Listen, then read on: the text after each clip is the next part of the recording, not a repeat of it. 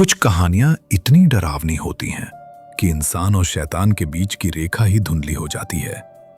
आज viral verdicts लेकर आया है इतिहास का सबसे डरावना और सच्चा एग्जॉर्सिज्म, अनेलीज मिशेल की कहानी। साल 1952 जर्मनी के एक छोटे से गांव में एक लड़की पैदा हुई। नाम था अनेलीज मिशेल। वो मासूम, खुशमिजाज और धार्मिक थी, पर उसके चेहरे के पीछे एक अंधेरा छुपा था। 16 साल की उम्र में उसे अजीब दौरे पड़ने लगे। वो बेहोश हो जाती, झटके खाती और अजीब आवाजें सुनती। डॉक्टरों ने कहा मिर्गी की बीमारी है, पर दवाइयों से भी हालत और बिगड़ती गई।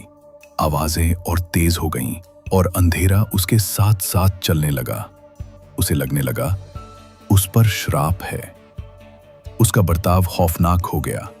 वो जानवर की तरह गुर्राती, कपड़े फाड़ देती, कीड़े मकोड़े खाती, चीख कर कहती मुझे नरक की आग में जला दिया जा रहा है। उसकी आंखें जो कभी मासूम थीं, अब गुस्से से भरी होती। परिवार ने पादरियों को बुलाया और उन्होंने माना अनेलीज पर शैतान का कब्जा है। 1975 से 1976 तक 2 पादरियों ने 66 एग्जॉर्सिज्म सेशन किए। हर सेशन घंटों चलता और हर दिन पिछले से ज्यादा डरावना होता। गवाह कहते हैं उसकी आवाज बदल जाती थी, कभी लूसीफर, कभी जुडास और कभी हिटलर तक का जिक्र करती।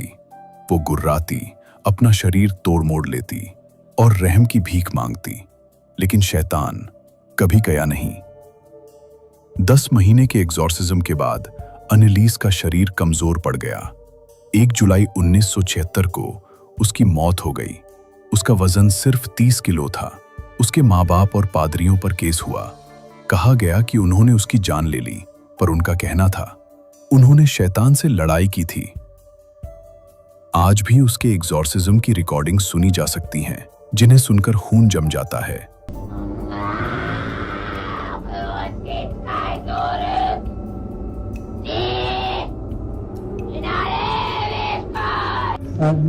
कुछ लोग कहते हैं वो बस एक बीमारी की शिकार थी, और कुछ मानते हैं कि उसके अंदर वाकई शैतान था।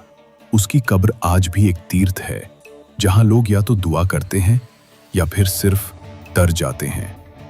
तो क्या अनेलीज मिशेल एक बीमारी की शिकार थी या एक असली पोजेशन का सबूत? यह फैसला आपका है। यह है वायरल वर्डिक्ट्स, जहां सच फिक्शन से भी ज्यादा डरावना होता है।